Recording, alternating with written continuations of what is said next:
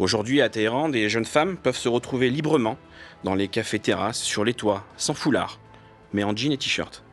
Une scène, dit l'article d'Iran Wire, tout simplement impensable avant la mort de Mahsa Amini.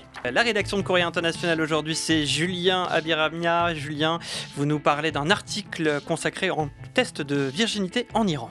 Oui, tout à fait. Et cet article commence dans un cabinet de gynécologie de Téhéran. Mona tremble de tout son corps, les mains glacées par le stress. Dans la salle d'attente, il y a sa mère et son futur mari. Mona ressent une profonde honte, un malaise mêlé de colère. Cette jeune femme se trouve dans ce cabinet pour faire confirmer qu'elle est vierge avant son mariage et produire un certificat médical qui en atteste. À ce moment-là, dit-elle, j'ai détesté être une femme. Ce témoignage, on le retrouve dans un article paru en août dans le quotidien iranien Sharq, repéré et traduit par Courrier International, qu'il a publié dimanche dernier sur son site. Intitulé « Les certificats de la honte », cet article donne la parole à des Iraniennes qui ont subi ces tests de virginité. Un sujet, Julien, assez rare dans la presse iranienne. Effectivement, oui, on peut même dire qu'il est exceptionnel.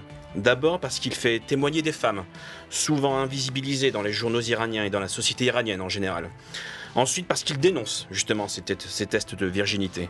Une pratique rétrograde que l'OMS, donc l'Organisation mondiale de la santé, juge médicalement inutile, souvent douloureuse, humiliante et traumatisante, mais qui a toujours cours dans la très conservatrice société iranienne.